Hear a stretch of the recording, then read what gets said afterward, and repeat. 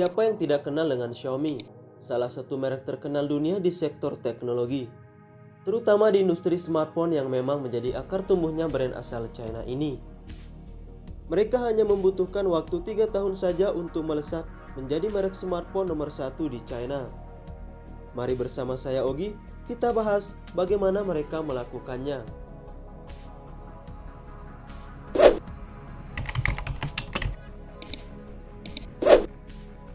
Mungkin di antara kalian ada yang menonton video ini menggunakan ponsel dari merek tersebut, atau menggunakan beberapa produk lainnya untuk kebutuhan di rumah ataupun kantor.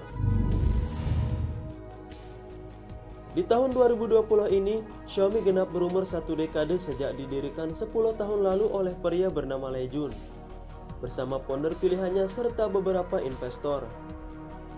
Di negerinya sendiri, Lei Jun memang sudah sangat terkenal dan dihormati, karena sebelum mendirikan Xiaomi, dia sudah menjadi legenda di bidang teknologi. Tercatat, pria kelahiran 1969 ini pernah menjadi CEO dari Kingsoft, sebuah perusahaan software dan game besar di Beijing. Mendirikan e-commerce bernama Joyo yang kemudian dijual ke Amazon, dan pernah juga menjadi pemimpin di UCWeb. Namun Lei Jun meninggalkan semua kesuksesannya itu demi mewujudkan impiannya untuk mendirikan sebuah perusahaan teknologi yang bisa setara dengan Sony atau Apple di mata global. Ia kemudian mencari dan mengumpulkan rekan yang sudah ahli dan sukses dalam bidang yang diinginkan, beserta dana dari Temasek Holding Singapura, IDG Capital, Kiming, dan produsen prosesor terbesar di dunia yakni Qualcomm. Awalnya, nama perusahaan yang akan didirikan bukanlah Xiaomi, tetapi Dami yang memiliki arti padi yang besar. Tetapi menurut Lei Jun, sang pencetus ide, Xiaomi dirasa lebih tepat karena memiliki arti yang lebih dalam, yakni Xiao yang berarti sebutir beras kecil, dan Mi adalah singkatan dari Mobile Internet atau Mission Impossible, yang jika digabungkan, maka makna filosofis yang tersimpan di balik nama tersebut mungkin salah satunya adalah mulailah dari hal terkecil untuk menjadi besar meski harus melewati misi-misi yang mustahil.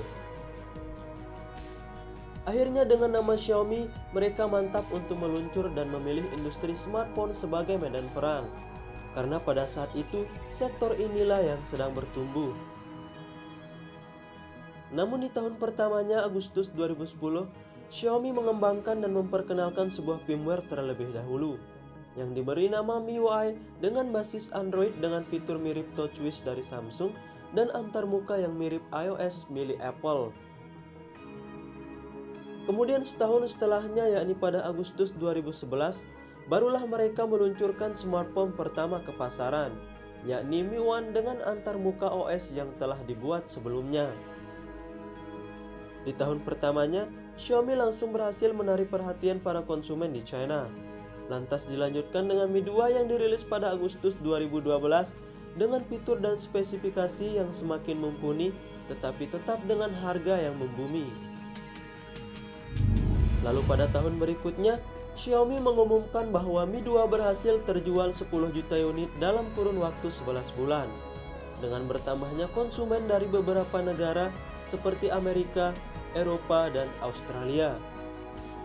Hingga pada akhir tahun 2013, tercatat Xiaomi berhasil menjual lebih dari 18 juta ponsel pintar buatannya, membuat nama Xiaomi melesat ke puncak menjadi pemimpin pasar untuk beberapa kuarter di negeri Panda pada waktu itu. Tapi nampaknya sang CEO tidak ingin berlama-lama untuk berada di satu sarang. Kesuksesan pada industri smartphone yang diraih Xiaomi membuat Lei mulai berencana untuk merilis produk lainnya.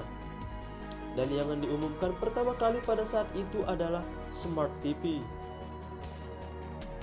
Berhenti di sini, mari kita analisis mengapa Xiaomi bisa sukses dalam waktu yang singkat. Jawabannya adalah karena pada saat itu Xiaomi mampu melihat sebuah celah di industri ini, di mana pada saat itu pasar masih didominasi oleh merek-merek terkenal seperti Apple dan Samsung. Namun merek-merek tersebut menjual ponsel kelas atas dengan harga yang cukup mahal. Adapun ponsel buatan produsen asli China yang dijual dengan harga murah tidak disertai dengan kualitas yang baik. Sehingga menurut Lei Jun, tidak ada yang benar-benar mengerti perasaan dan dompet para konsumen. Sehingga muncullah ide Xiaomi untuk merilis smartphone dengan harga yang terjangkau tanpa mengorbankan bagian spesifikasi. Mereka akan menggunakan komponen dari pemasok yang sama yang digunakan oleh merek-merek besar.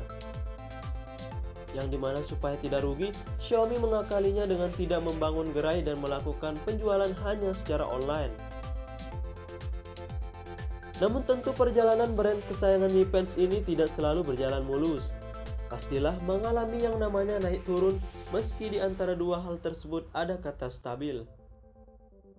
Strategi mereka mulai diikuti oleh merek pesaing dan akhirnya membuat posisi Xiaomi turun karena pesaing menawarkan opsi yang lebih banyak ke konsumen. Bisa pesan online atau datang sendiri ke toko resmi, satu hal yang tidak dimiliki oleh Xiaomi. Akhirnya Xiaomi mulai membangun markas dan gerai di beberapa negara, dan mulai merubah model bisnis dan berfokus untuk menjadi lebih kreatif dan inovatif supaya bisa kembali menguasai industri. Mereka mulai menambah jumlah kerjasama dengan berbagai perusahaan dan para ahli untuk menciptakan seri lanjutan dari ponsel Mi dan Redmi yang jauh lebih pintar, serta menambah lini produk untuk menciptakan suatu ekosistem Xiaomi. Dan ya, tidak hanya itu, ada juga beberapa masalah lain yang dihadapi oleh perusahaan yang dipimpin oleh Legion ini. Seperti masalah privasi, hak paten, larangan sementara di India, hingga kegagalan di pasar Brasil. Namun di sisi lain, Xiaomi juga mendapat banyak penghargaan nasional hingga internasional, juga penghargaan untuk sang CEO Legion secara pribadi. Kita lanjut. Di Indonesia, Xiaomi masuk secara resmi pada tahun 2014 dengan membawa Redmi 1S yang pada saat itu langsung mendapat respon positif dari konsumen. Dengan harga yang cukup terjangkau, Xiaomi menawarkan performa yang cukup baik. Jelas jadi racun yang akhirnya sukses menarik 60.000 lebih konsumen, berdasarkan data dari toko online yang digunakan untuk menjual ponsel tersebut pada waktu itu.